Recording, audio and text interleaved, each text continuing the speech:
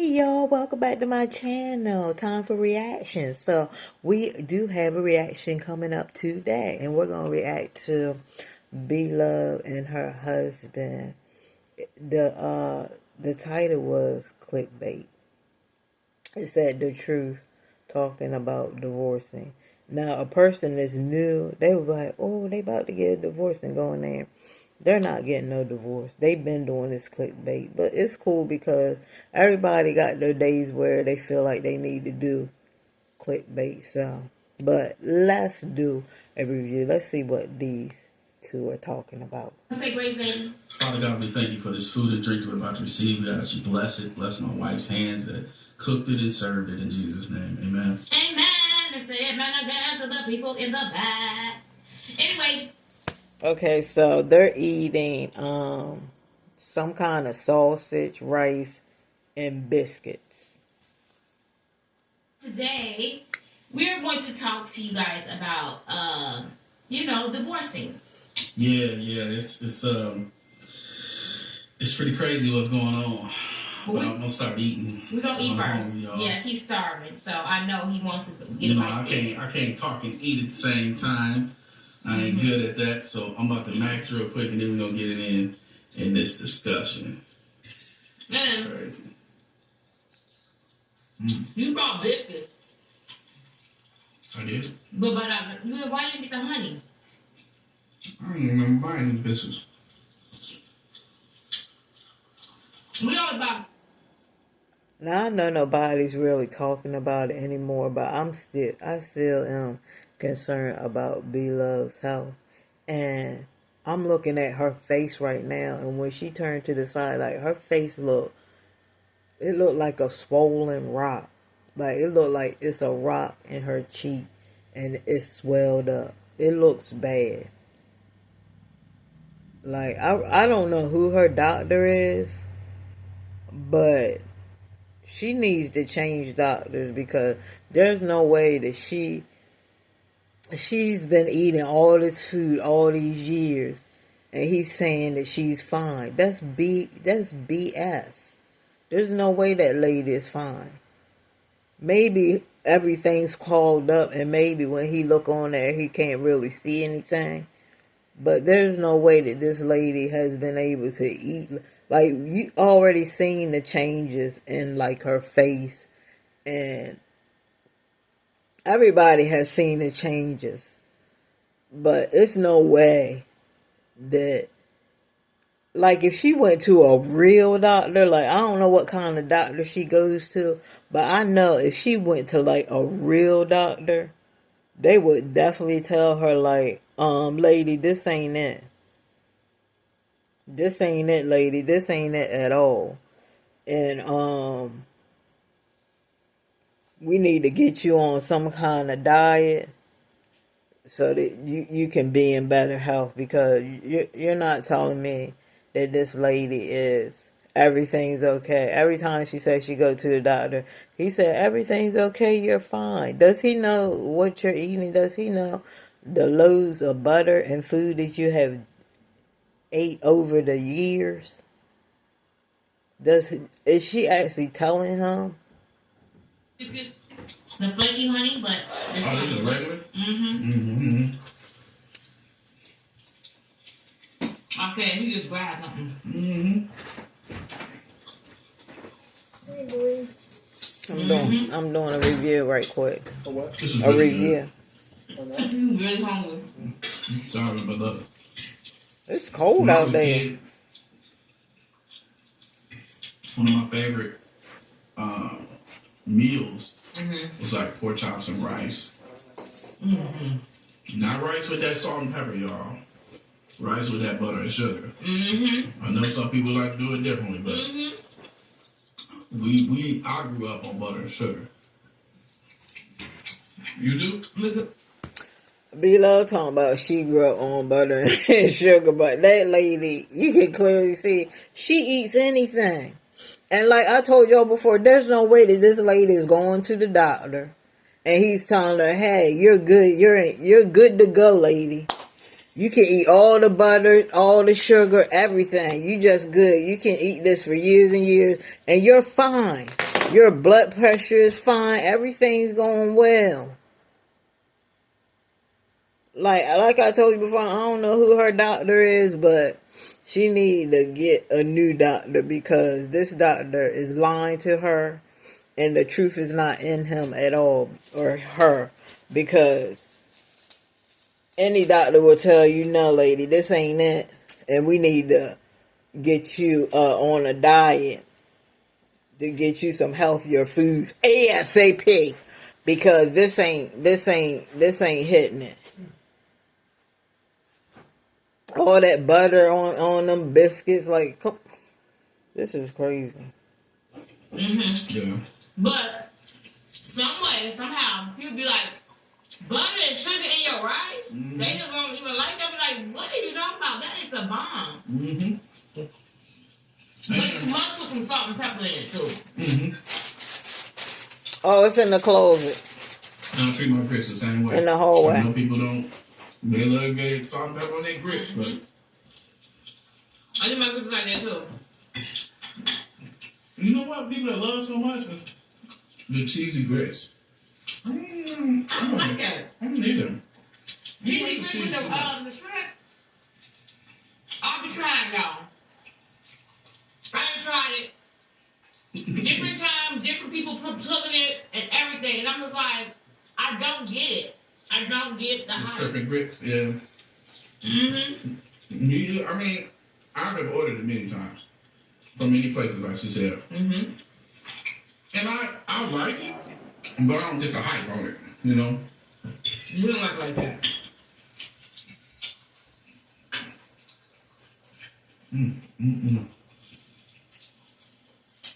It's the pot.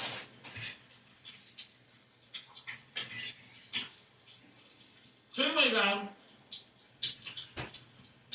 I was gonna say. I know Nate had to tell y'all what that about this sauce. You gonna talk about Yeah. that? Let me just do that real quick. Y'all give me a minute to wrap up here. All right.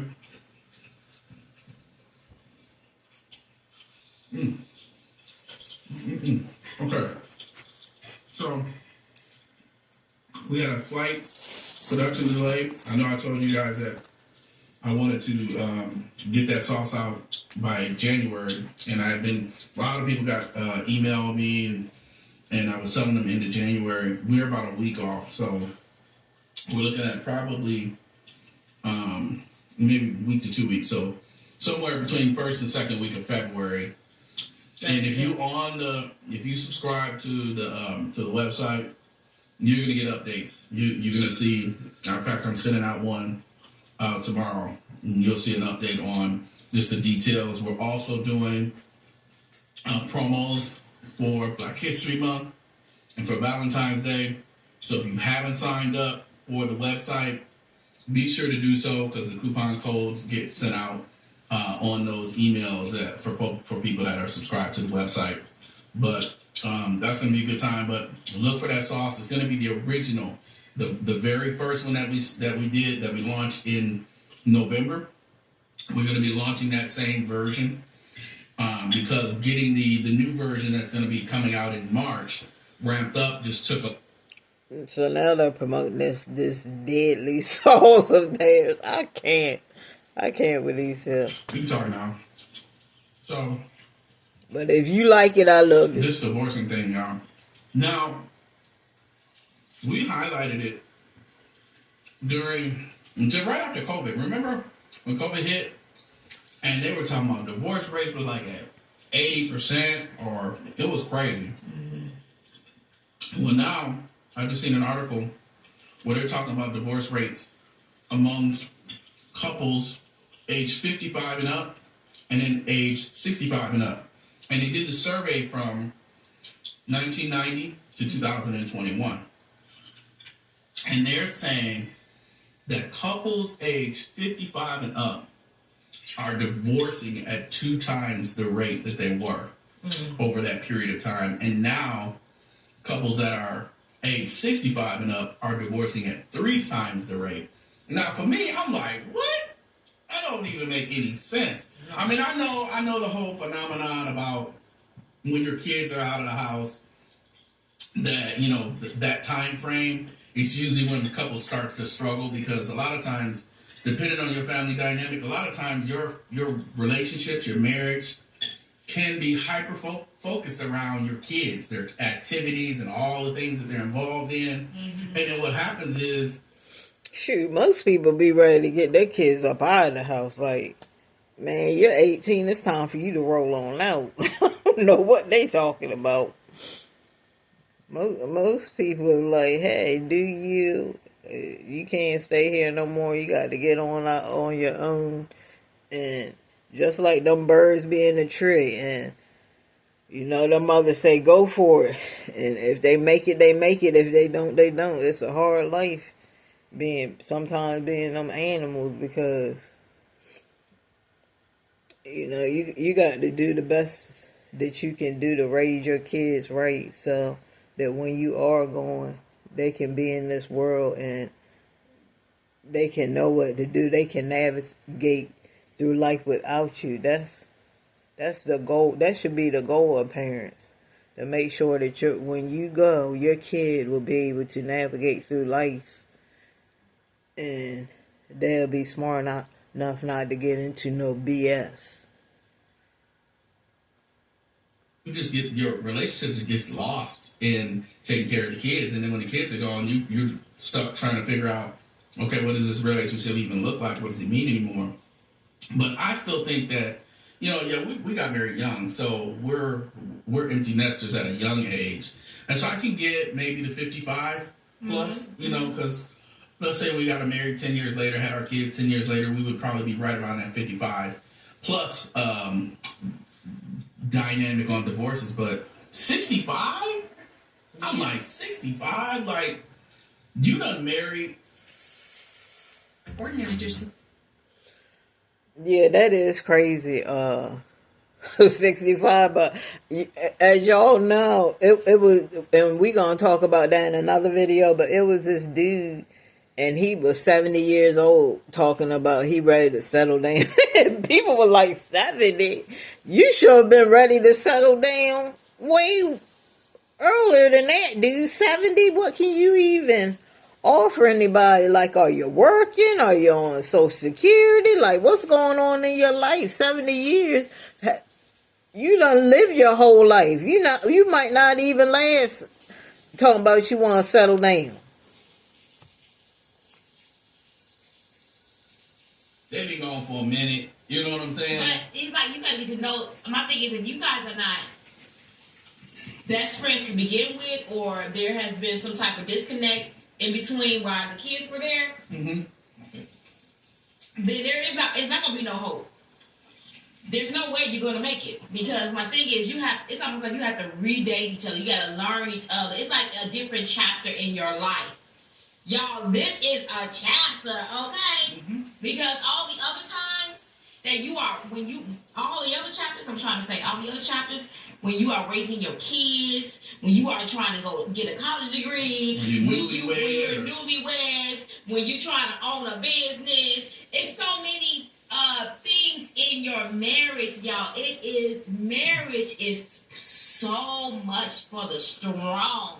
You go through so much in marriage, ups and downs, spin arounds. I love you today. I don't like you today. I hate you today. It's just so much that goes on in a marriage. And if you That are is not true. dealing She with telling the this, truth. baby, it's not gonna work. It's not gonna work. If you are a selfish person, it's not gonna work.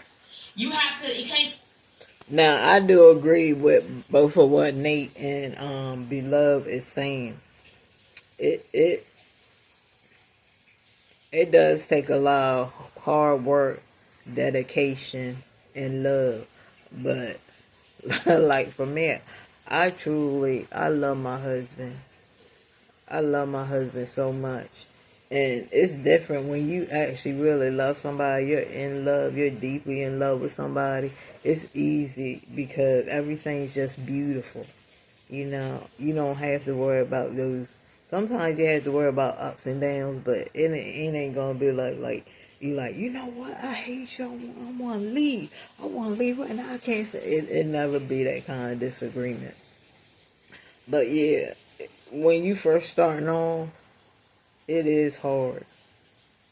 Because you get to know the person. You get to know, like, what their bad habits are, and you have to deal with that. If somebody has bad habits, then you show them how to improve their bad habits. You don't just down them and be like, "Ooh, you this, ooh, you that, you nasty, I hate you." This, you don't do that. You work around it. You show them, "Hey, you're not doing this right. Hey, this is the way you really supposed to do it if you want to break that bad habit." But yeah, they are talking some true stuff, and me, I would take advice from Nate and Beloved because they've been together for so long since they were really young. You just heard them say.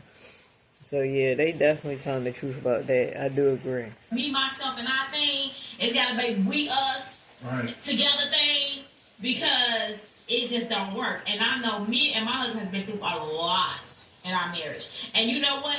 The one thing that I do know, the enemy hates marriages, Christian marriages, to begin with. You know what I'm saying? So he would do anything to try to sabotage it, come against it, to try to Nate, I'm telling you, Nate is tearing that food up. He talking about he don't know how he got the butter biscuits or something she asked though, but he tearing that food up. You gotta stay like, it's like you gotta constantly go to God in prayer. It's like, Lord, I'm bringing this before you, because this thing right here, I ain't gonna be able to do it. You gonna have to do it for me.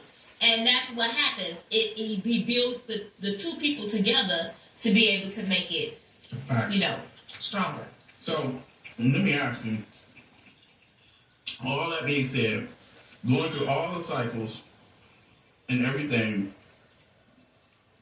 if you could look into your life 10 years from now, actually like 15 years from now, when you're 65, do you foresee like things being different?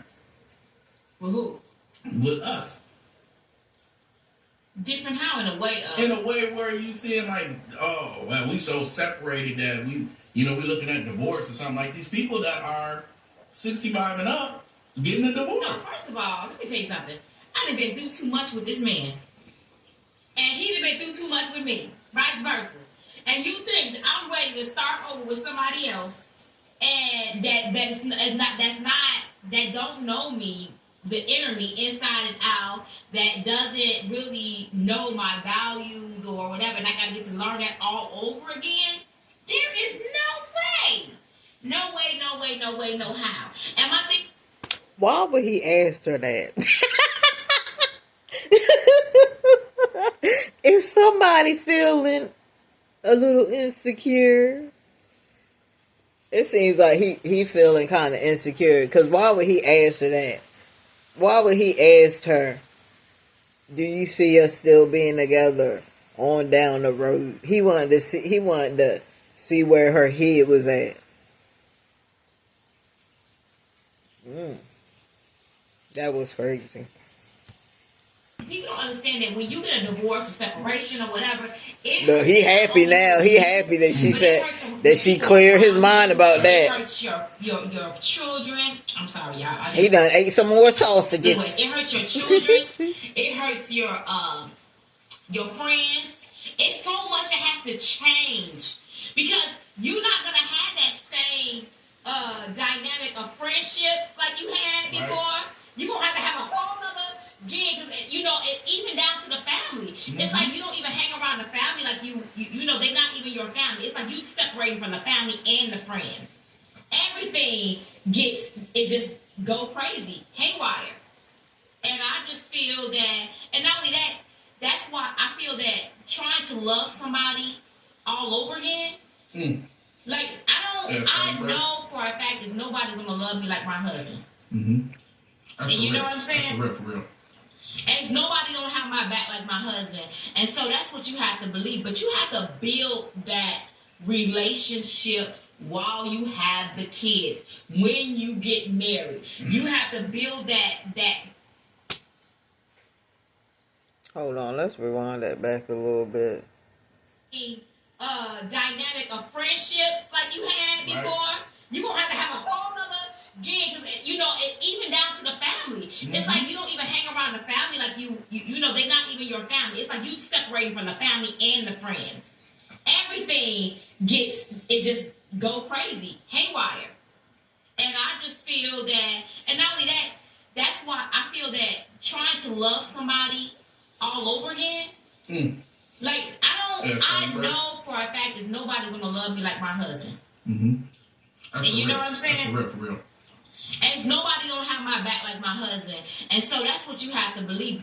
Okay, so if this is true, he talking about, this for real, and she talking about nobody gonna have her back like her husband. Why ain't he check that killer guy? Why ain't he check him at the door and be like, look, dude, that's my wife, and I dare you do or put out anything. This is gonna be a match up in here. Why ain't he checking?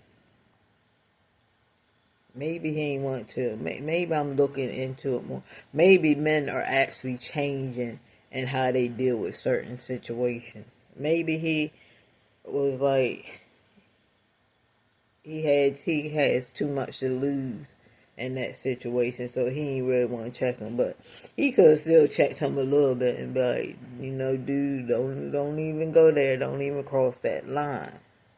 I have to build that relationship while you have the kids. When you get married, you have to build that communication, that feeling of forgiveness. OMG, y'all, forgiveness. Mm-hmm. When I tell you, forgiveness is the number one thing that you have to do in a marriage. Time after time after time after time after time again, and you have to be open to that. You have to be open to the communication. Listen, if me and my husband we have learned, if we have a time where we're down, like we feel not feeling each other, we're like, okay, we need to sit down and talk. Mm-hmm. There needs to be some talking. We're not gonna let months and months and months go by, because you let that go by, then months become into years. Years become into decades, and you'd be like, Dad, I really haven't really known who you was in 10 years. You know what I'm saying? Because we have lost, it was a disconnect. Mm-hmm. Do not let it get to that point where there is a disconnect. You know what I'm saying? Because if you do, that's when the enemy is going to slip in, and it is going to be crazy. For sure. And they say couples that are divorcing, if you interview them, they will tell you that they've been divorcing for half the time they've been married. Mm-hmm. In other words, they have, they can pinpoint the time frame when it changed, when it started becoming different. Mm-hmm. They can go back to that time, remember it. This is what I can't understand with these two talking about this divorcing and stuff right now. I don't understand why they always talking about somebody else messing up the relationship. Like, why is it always the devil came in and did it? Why can't it be something that you did in your relationship that made your relationship have a lot of holes and problems in it? Why do they always bring up, the devil will come in or people will come in? There's nobody in your relationship but you and your wife, or you and your husband. So why do people always feel the need to bring that religion stuff? Just like I said, everybody always want to bring religion and everything that happens in this lifetime. People always want to bring God or the devil did it, when most of the time it was nothing but you did it yourself in that relationship. You did it because the only two people that was in the relationship was you or your husband, or you or your wife. Do you agree with that, babe? Say it again. Like, these two is talking about divorcing, and the lady is like, she's saying, yeah, you're gonna have problems, but that's when the devil try to come in, or people try to come in. I'm like, why do y'all always talk about the devil coming in when basically it was you two in that relationship, and it was something that you did that made that whole relationship fall. Why always blame somebody else? Why always bring religion in it? I just think that a lot of people don't want to fess up that they were part of the problem, and they don't want to take accountability for how they messed up that relationship. I mean, I totally agree with that, what you said. But you got to realize, though, a lot of people that say they're Christian and everything like that, they're going to say the devil because trials and temptations come our way. Yeah, I get that and I understand that, but come on now. You two are the only two that's in the relationship. How can you say, they even said, oh, people came in and they did that, when nobody came in and did anything. There was no proof of no person coming in and doing anything in your relationship, but you blaming others for what happened in your relationship. That's all I'm saying. Sit over here so we can talk about this. I ain't gonna be too much longer. I'm gonna do the rest tomorrow. Okay. So let me rewind it a little bit back so you can hear. Like, okay, we need to see. Oh, my commercial finally came out. Which one? The Boulder Crest? no, Richmond, when they were talking about like the violence. Oh yeah. Like they were pretty much saying Oh, the gun violence? yeah, and how you can get charged for it. That one right there. That one, I just seen it. I was like, I couldn't. Yeah, I just seen it on the thing. I seen me again. I'm on TV, y'all. I'm on TV. It feels so good to be on TV. It's hard. Mm-hmm. There needs to be some talking. We're not going to let months and months and months go by, because you let that go by, then months become into years. Years become into decades, and you would be like, Dad, I really haven't really known who you was in 10 years. You know what I'm saying? Because we have lost, it was a disconnect. Mm-hmm. Do not let it get to that point where there is a disconnect. You know what I'm saying? Because if you do, that's when the enemy is going to slip in, and it is going to be crazy. That right there. So, yeah. And they say, yeah, I agree. I totally agree. Okay, but why do people always, they never want to take accountability for their own they never want to take accountability for their own actions. It's just always somebody else that did it. Well, you gotta understand though, there might be her family members or his family members saying stuff, talking in the ear and stuff like that. Say, okay, do you really know him or do you really know her? Yeah, there's more than just a male and female, or husband and wife. You got brothers, you got sisters, you got parents, stuff like that. They're gonna talk. They're gonna give you insight about, oh, that guy's not good enough, that girl's not good enough. Mm-hmm. Stuff like that. That's how I think. Yeah, I agree with it, but still, I'm still on the fence of why they always want to bring somebody else in it when the only two. Especially when you ain't got no evidence of it. Especially when nobody was in the relationship. And people say, no, ain't nobody tell me that. But I know the devil did it. I'm just like,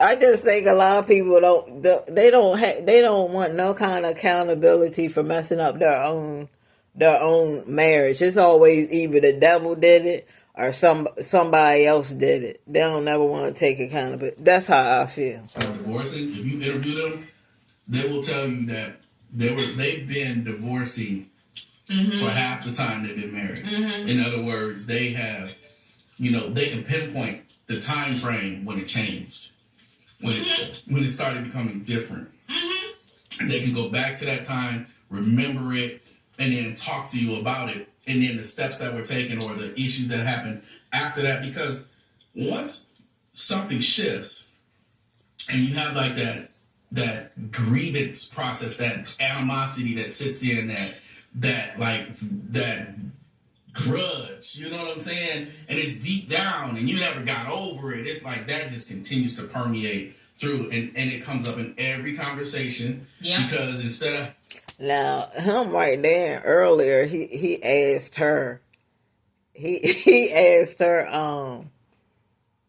did she see them together like in 10 more years.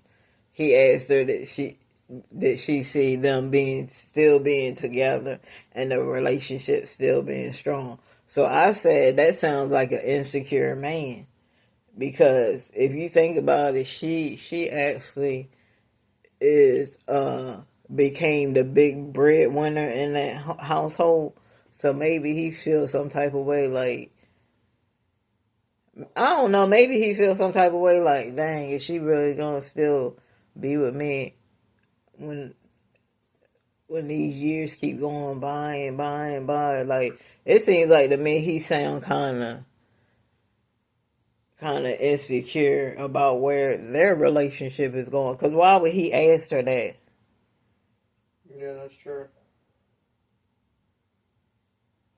Because he probably feels like he's not good enough, or feels like, even though she's a primary breadwinner, and he's not, bringing no money in the house, or bringing. I mean, he's doing his part, behind the scenes. Like he does a lot of like the editing and the stuff like that. So I wouldn't say that he's not bringing anything in the house. Contributing to the marriage. Yeah, contributing to the household. But I'm just saying, why would he feel the need to ask her that?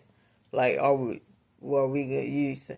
think it's going to be 10 years down the road? Do you think we still going to be together? Do you think this relationship is going to be strong? Statistics. What he said earlier about how the divorce rates were high and stuff like that.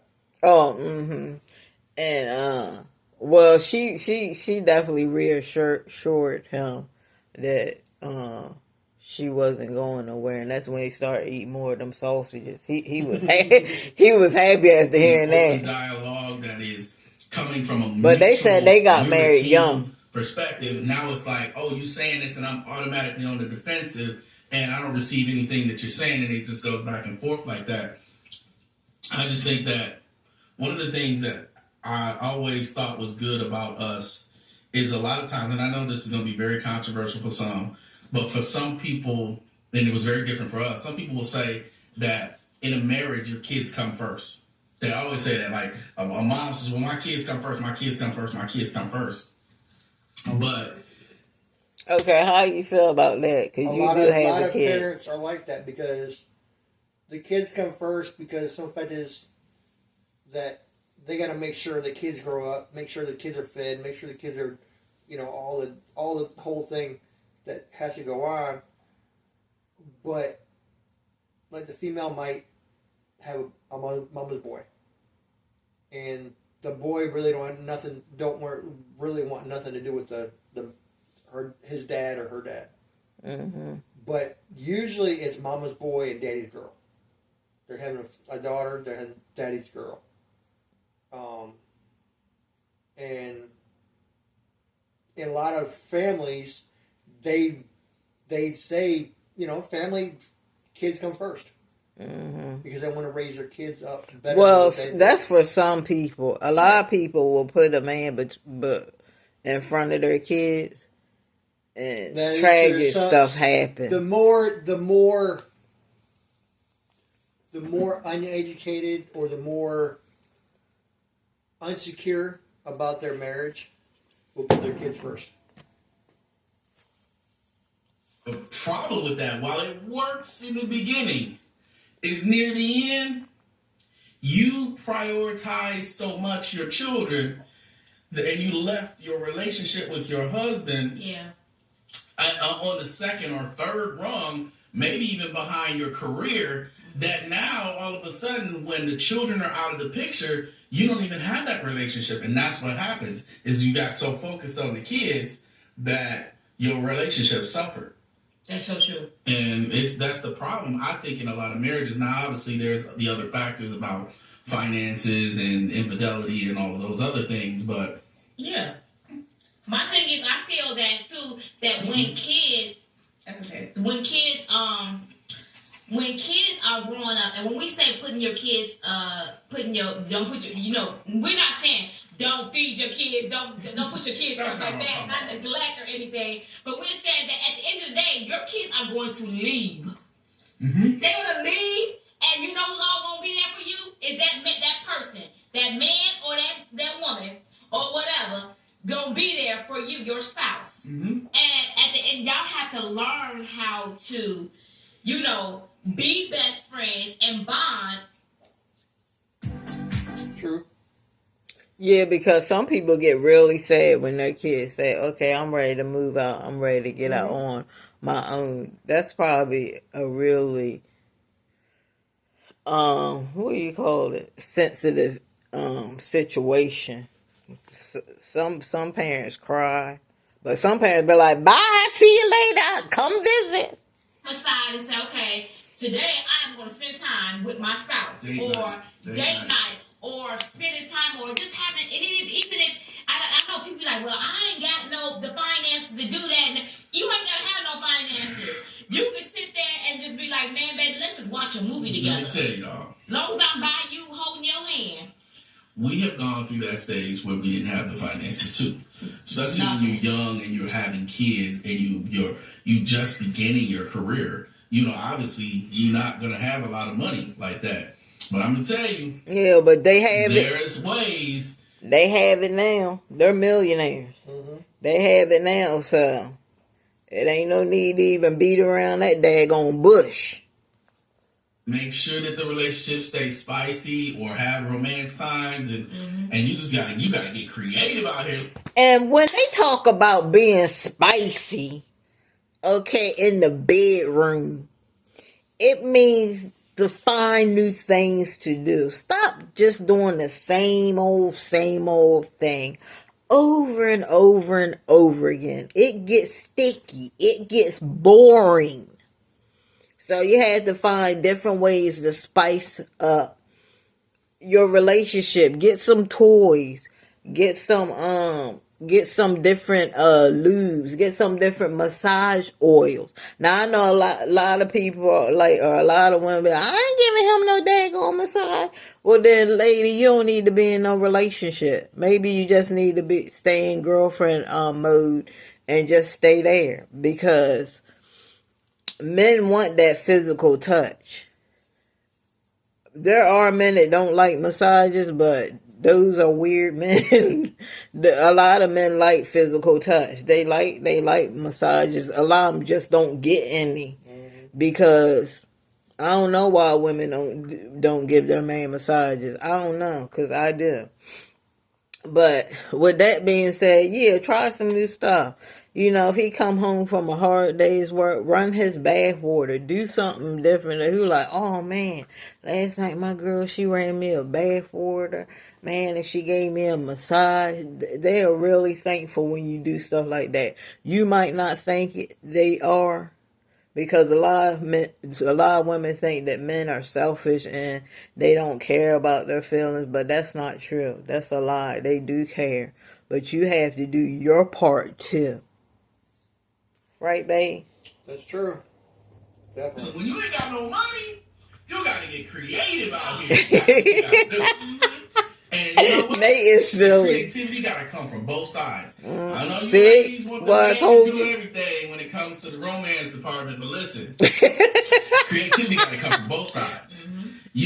Think up something on your own idea. Maybe do a little picnic in the living room. Hello, because y'all can't go out. Whatever, do what you gotta do. Yeah, picnic in the living room with the kids. In another room, or whatever you gotta do. You gotta make it work. We have done those things. Because, look, y'all, guys and girls, Valentine's Day is coming up. Now, you should be thinking of doing something, trying to find something special to do. Do something, though. Don't just, he bringing home all the flowers and balloons and stuff, and you just in there, thank you. and you ain't do nothing, you ain't cook nothing, you just didn't do nothing, you ain't cook nothing. You could cook a meal, you could straighten up the house, have it look immaculate when he comes in.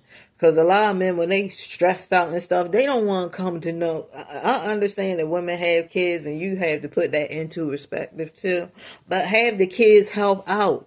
Like, you should start them young anyway, because they going to be out on their own. They need to know how to clean up. Or when they get into a relationship, they going to have either a woman or a man calling them dirty and stuff.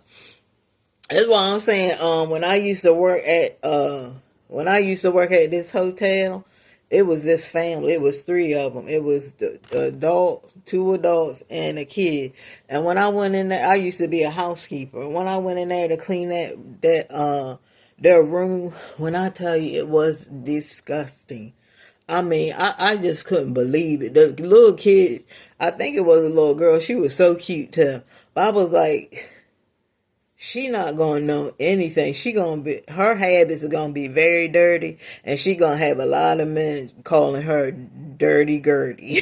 You know what, dirty Gertie. So that's why you have to be the parent, and you have to show your kids, get them to help you clean up, get them, if they're young enough, to help you in the kitchen, um, make a meal. Teach them something. At least teach them something. Because they ain't going to get a lot of teaching with these new teachers and stuff. A lot of these teachers are horrible. Horrible teachers. I know you guys heard the stories. So you have to teach your kids as much as possible. And if you have to, you might have to just, if you're not really sure about the school system and stuff like that, you might have to just homeschool them. A lot of people be like, put them in private school. Private school ain't no better. It's stuff that go on in private school too. It's better to just homeschool your kids. We didn't do all this, and then y'all, not only that, we hardly didn't have no money. I remember times we used to be in Save a Lot and just holding hands like we was the happiest couple ever. And we was literally living off of $20 a month. I mean $20 a week. For real, y'all. $20, y'all. And we would make these struggle meals, like literally holding hands, and we was just so happy. Because we had each other and we had God. It's like, okay, we making it. We are, we have not we're not homeless. We have a home, a roof over our head. We had heat. We had all the necessities. All the necessities. And money don't make you happy. Yes, it does. Money pays bills and it answers and it helps. But I'm telling you, it's some of the richest people out here unhappy than a mug. You see some of the richest celebrities getting married and getting divorced in 9 months, 6 months, 3 months. Like, what? You got all the money in the world, but that don't make you happy. You know what I'm saying? I remember time we was... Because a lot of them older men, like, if you ain't, like, most of the time, if you ain't the type of woman that age really well, you can best believe he gonna be looking at some other young chick. Yeah, when they get real old. It's just men, that's just men nature. That's just how most men are. But if you're aging like backwards, like myself, then you don't have that to worry about. But y'all check out all my videos of the stuff, the skincare routine I have and the stuff I use on my skin. I'm going to have to do another video, but I think I showed a lot of the products that I use on my face to make it glisten, keep young, and keep it nice, young, and tight. So I'm going to finish this up. This is the end of this video. I don't want to go too much longer because I'm about to go to bed. So, Y'all, make sure that you like and subscribe my channel when you come in and hit that bell notification so you won't miss another reaction from me. This was the first part of this. I probably fast forwarded a little bit to get it going. Because right now they just talk, they just all over the place. But I will see you guys in another video. I hope you guys have a wonderful and blessed night. See you guys later.